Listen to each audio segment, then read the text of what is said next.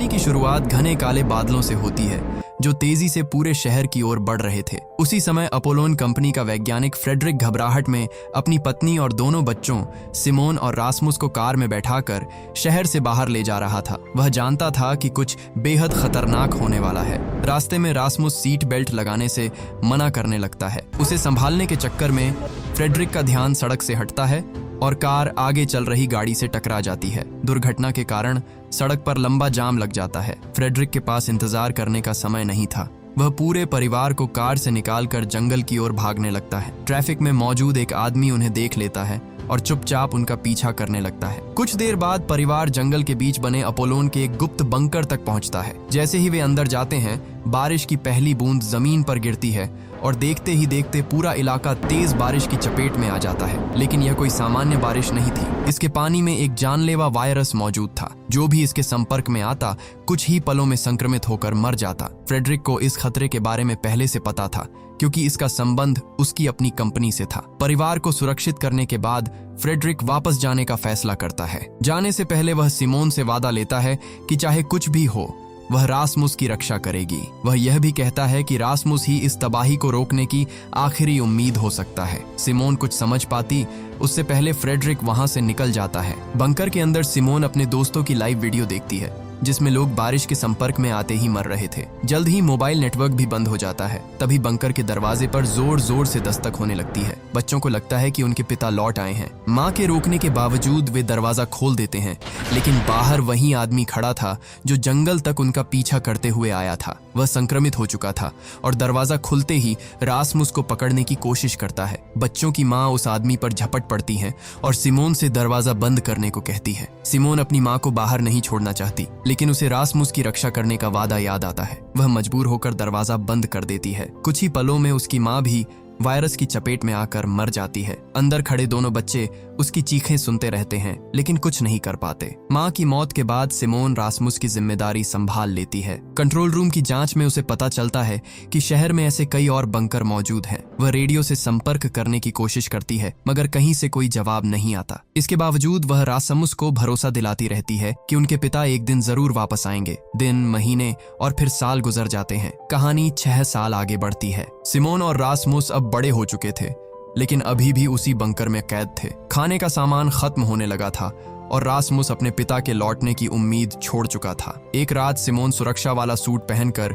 6 साल बाद पहली बार बाहर निकलती है। शहर में हर तरफ खंडहर, खाली गाड़ियां और लाशें दिखाई देती हैं। उसे कोई जीवित इंसान नहीं मिलता। एक जंगली कुत्ते से बचते हुए वह किसी तरह वापस बंकर पहुंचती है। अब दोनों समझ जाते हैं कि वे यहाँ हमेशा नहीं रह सकते। उसी रात बंकर का एयर वेंट बंद हो जाता है और ऑक्सीजन कम होने लगती है। सिमोन बेहोश हो जाती है लेकिन रासमुस उसे समय रहते बाहर खींच लेता है। जल्द ही पता चलता है कि यह कोई खराबी नहीं थी। कुछ हथियारबंद लोगों ने जानबूझकर सिस्टम बंद किया था। उनका नेता मार्टिन खाना खोजते हुए बंकर तक पहुंचा था मगर यहाँ लगभग पूरा राशन खत्म हो चुका था। वे दोनों भाई बहन को बंद करके जाने लगते हैं। तभी सिमोन उन्हें बताती है कि उसे शहर में मौजूद दूसरे अपोलोन बंकरों का रास्ता मालूम है जहां खाना और जरूरी सामान मिल सकता है। यह सुनकर मार्टिन रुक जाता है। अब सिमोन और रासमुस के सामने केवल एक ही रास्ता था, इन अनजान लोगों के साथ उस दुनिया में निकलना जहां हर कदम पर मौत उनका इंतजार कर रही थी। मार्टिन और उसके साथी सिमोन तथा रासमुस को लेकर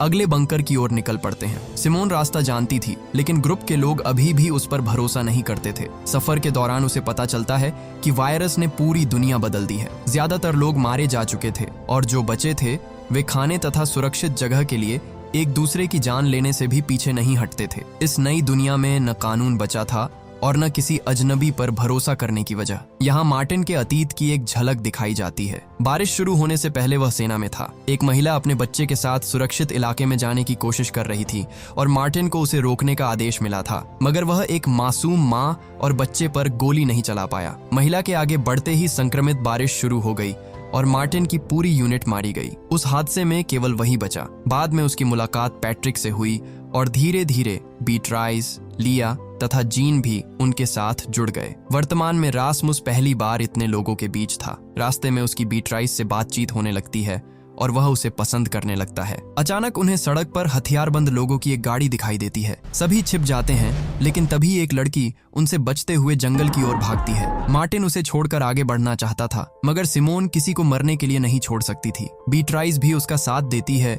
इसलिए पूरा ग्रुप लड़की को बचाने निकलता है। वे उसे गंदे पानी से भरे एक गड्ढे में पाते हैं। वह हमलावरों से तो बच गई थी, लेकिन संक्रमित पानी के संपर्क में आ चुकी थी। अब उसकी जान बचाना संभव नहीं था। इससे सिमोन को समझ आता है कि केवल बारिश ही नहीं, बल्कि जमा हुआ पानी भी जानलेवा हो सकता है। रात को सभी एक खाली इमारत में रुकते हैं। रासमुस बीट्राइस और मार्टिन को एक दूसरे के करीब देखता है, जिससे उसे जलन होने लगती है। अगली सुबह रास्ते में रासमुस गलती से पानी में पैर रख देता है। मार्टिन तुरंत बंदूक निकाल लेता है, मगर सिमोन अपने भाई के सामने खड़ी हो जाती है। जांच करने पर पता चलता है कि उसके जूतों ने पानी को त्वचा तक पहुंचने नहीं दिया था। कुछ समय बाद वे बंकर तक पहुंचते हैं। सिमोन के फिंगरप्रिंट से दरवाजा खुलता है और अंदर उन्हें भरपूर खाना मिल जाता है। बंकर की जांच करते हुए सिमोन को अपने पिता फ्रेडरिक का फोन मिलता है। उसमें एक रिकॉर्डेड वीडियो था, जिसमें फ्रेडरिक को स्वीडन स्थित अपोलोन मुख्यालय पहुंचने के लिए कहा गया था। वीडियो से यह भी पता चलता है कि वायरस का इलाज खोजने में उसकी अहम भूमिका हो सकती है। अब सिमोन के पास अपने पिता तक पहुंचने का रास्ता था। वह मार्टिन से स्वीडन चलने को कहती है,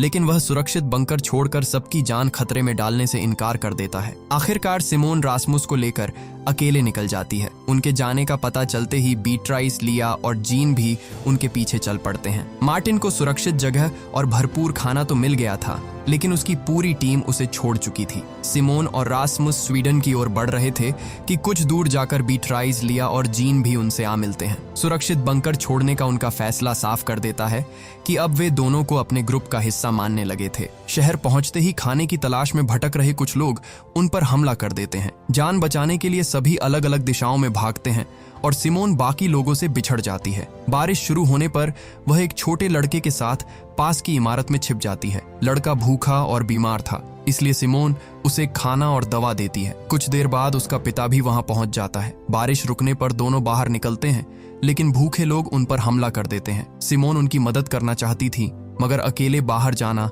अपनी जान गंवाने जैसा था। उधर रासमुस और बीट्राइस एक सुनसान घर में शरण लेते हैं। बीट्राइस बताती है कि वह कभी इसी घर में अपने माता पिता के साथ रहती थी। एक कमरे में 2 पुरानी लाशें देखकर वह घबरा जाती है और रासमुस उसे संभालता है। दोनों पहली बार एक दूसरे के करीब आते हैं।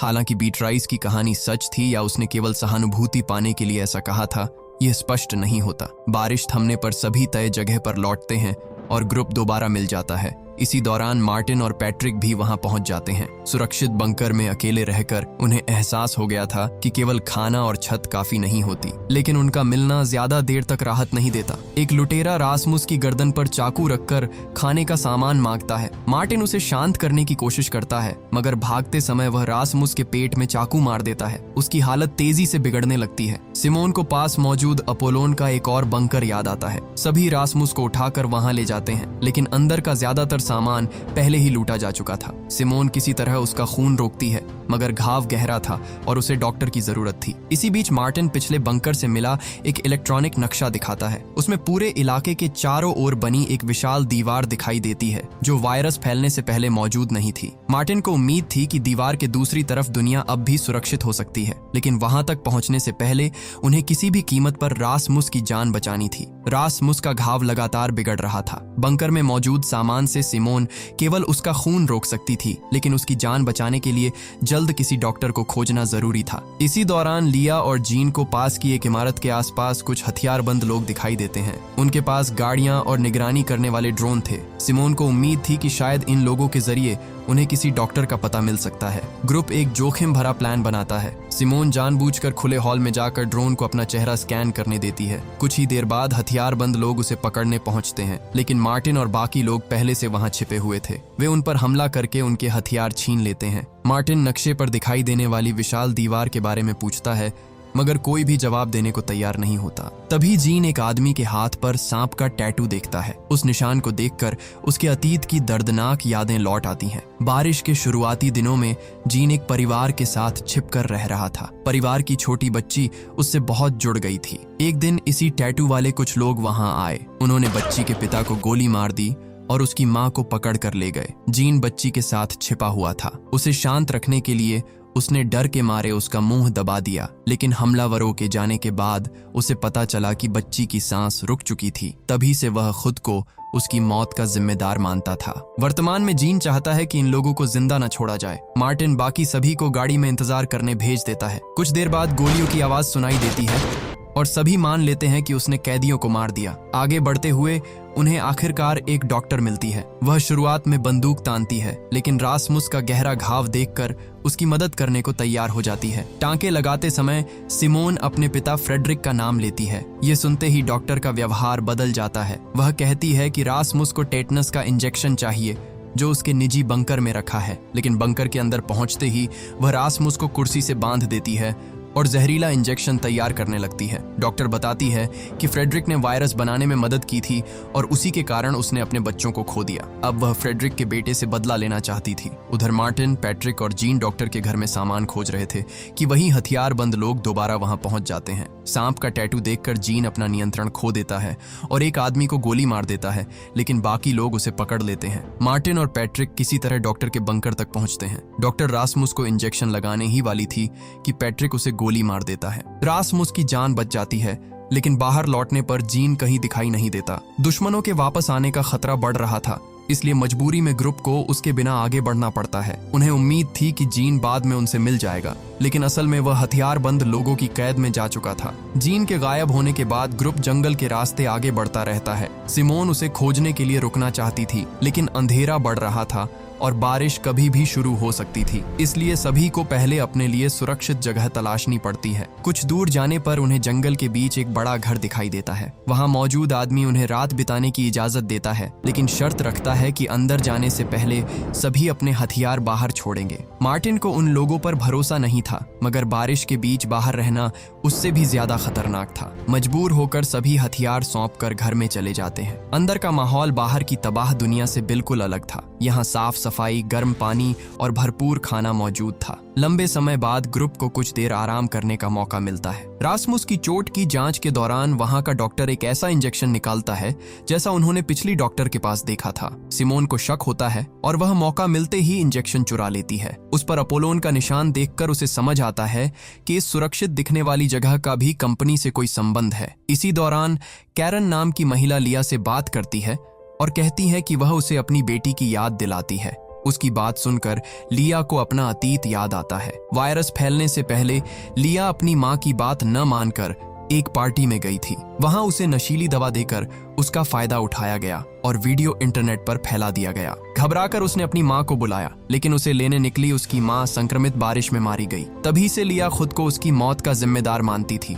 शाम को सभी लोग शानदार खाने का आनंद लेते हैं, लेकिन मार्टिन का शक दूर नहीं होता। वह चुपचाप घर की तलाशी लेने लगता है और रसोई में रखा फ्रिज खोलते ही उसके होश उड़ जाते हैं। अंदर इंसानों के शरीर के टुकड़े रखे थे। जल्द ही इस जगह की असली सच्चाई सामने आती है। यहाँ हर महीने एक व्यक्ति को चुना जाता था जो बाकी लोगों को जिंदा रखने के लिए अपनी जान दे देता था। इस बार लिया को फूल वाला लिफाफा मिलता है, जिसका मतलब था कि अगली कुर्बानी वही बनने वाली थी। कैरन उसकी जगह खुद आगे आ जाती है। उसका मानना था कि लिया की जिंदगी उससे ज्यादा कीमती है। मार्टिन इस पागलपन का हिस्सा बनने से इनकार कर देता है और अपने साथियों को लेकर वहां से निकल जाता है। घर में रह रहा अपोलोन का एक कर्मचारी भी उनके पीछे बाहर आता है। जंगल में वह बताता है कि इस पूरी तबाही के पीछे अपोलोन का हाथ है। इसके बाद वह अपने शरीर में एक रहस्यमयी इंजेक्शन लगा लेता है और कुछ ही पलों में तड़पने लगता है। उसकी तकलीफ खत्म करने के लिए मार्टिन उसे गोली मार देता है, जबकि सिमोन जमीन पर पड़ी सिरिंज उठा लेती है। अब उसे यकीन होने लगा था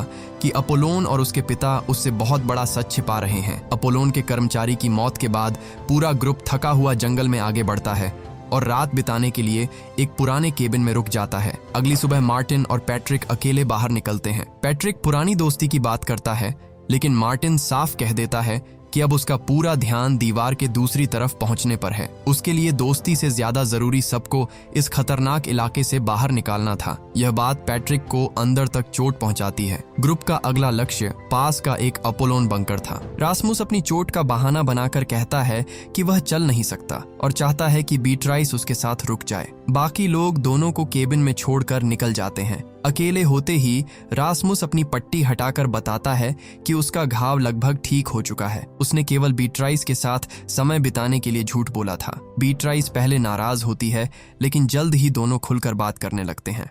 6 साल तक बंकर में बंद रहने वाले रासमुस के लिए यह पहली बार था जब वह किसी के इतना करीब आया था। उधर सिमोन, मार्टिन, पैट्रिक और लिया अपोलोन बंकर तक पहुंचते हैं। अंदर उन्हें खाना और जरूरी सामान मिलता है। जांच के दौरान एक टैबलेट हाथ लगता है जिसमें वायरस पर हुए प्रयोगों की रिकॉर्डिंग थी। वीडियो देखकर सिमोन को पता चलता है कि उसके पिता फ्रेडरिक भी इन प्रयोगों से जुड़े थे। बाहर तेज बारिश शुरू हो जाती है, इसलिए सभी को वहीं रुकना पड़ता है। मार्टिन की बातों से दुखी पैट्रिक शराब पीने लगता है। उसे अपना अतीत याद आता है जब उसके पिता उसे कार में अकेला छोड़ गए थे। बारिश रुकने के बाद जब उसकी आंख खुली तो आसपास हर तरफ लाशें थीं। तभी से उसके अंदर यह डर बैठ गया था कि आखिर में हर कोई उसे छोड़ देगा। नशे में वह सिमोन के पास जाता है। सिमोन उसे समझाने की कोशिश करती है, मगर पैट्रिक उसे चूमने लगता है। सिमोन पीछे हटती है तो वह गुस्से में उसे बंकर से बाहर बारिश में धकेल देता है। मार्टिन और लिया वहां पहुंचते हैं। उन्हें लगता है कि सिमोन संक्रमित हो चुकी है और मार्टिन उसकी तकलीफ खत्म करने के लिए बंदूक उठा लेता है, लेकिन लिया उसे रोककर खुद बारिश में चली जाती है और सिमोन को उठाती है। कुछ समय गुजरने के बाद भी दोनों को कुछ नहीं होता। पहली बार साफ होता है कि हर बारिश संक्रमित नहीं होती। पैट्रिक की हरकत से नाराज मार्टिन उसे ग्रुप से निकाल देता है और अकेले जीने के लिए छोड़ देता है। दूसरी तरफ केबिन में रासमुस और बीट्राइस एक दूसरे के काफी करीब आ चुके थे। तभी छत से पानी की एक बूंद बीट्राइस के चेहरे पर गिरती है। वह डरकर रासमुस को दूर रहने के लिए कहती है, लेकिन रासमुस उसे अकेला छोड़ने से इनकार कर देता है। इसी दौरान एक कुत्ता केबिन में आता है और दोनों के चेहरे चाट कर चला जाता है। उन्हें नहीं पता था कि वह अपने शरीर में वायरस लेकर घूम रहा है। अगली सुबह रासमुस जागता है तो बीट्राइस उसके पास मृत पड़ी थी। वह समझ नहीं पाता कि एक जैसी परिस्थितियों में रहने के बावजूद केवल बीट्राइस क्यों मरी और उसे कुछ क्यों नहीं हुआ। उसी समय वहां पहुंचा पैट्रिक रासमुस को जीवित देखकर घबरा जाता है। उसे समझ आने लगता है कि रासमुस कोई साधारण इंसान नहीं है। डरकर भागते समय कुछ हथियारबंद लोग पैट्रिक को पकड़ लेते हैं। अब रासमुस का रहस्य जल्द ही अपोलोन से जुड़े लोगों के सामने आने वाला था। हथियारबंद लोग पैट्रिक को अपनी गाड़ी में बांधकर पूछताछ शुरू करते हैं। उनका नेता थॉमस जानना चाहता था कि उसके बाकी साथी कहां छिपे हैं। पैट्रिक शुरुआत में कुछ नहीं बताता, लेकिन यातना मिलने पर वह बंकर और अपने ग्रुप की जानकारी दे देता है। वह यह भी बताता है कि बीट्राइस संक्रमित होकर मर चुकी है, जबकि उसके बेहद करीब रहने वाला रासमुस अब भी जीवित है। यह सुनते ही थॉमस को लगता है कि शायद उन्हें वही इंसान मिल गया है जिसकी वे वर्षों से तलाश कर रहे थे। उधर सिमोन, मार्टिन और लिया बंकर छोड़ने की तैयारी कर रहे होते हैं। तभी दरवाजे पर दस्तक होती है। बाहर रासमुस खड़ा था, जिसने बीट्राइस का शव अपनी बाहों में उठा रखा था। वह अब भी उसकी मौत स्वीकार नहीं कर पा रहा था और सिमोन से उसे बचाने की गुहार लगाता है। बीट्राइस के संक्रमित होने के डर से मार्टिन दोनों को क्वारंटाइन वाले कमरे में बंद कर देता है। कुछ समय बाद रासमुस उसे आखिरी बार अलविदा कहता है और वॉकी टॉकी लेकर चुपचाप बंकर से निकल जाता है। वह उसी केबिन में पहुंचता है जहां उसने बीट्राइस के साथ आखिरी रात बिताई थी। वहां से वह अनजान लोगों से संपर्क करके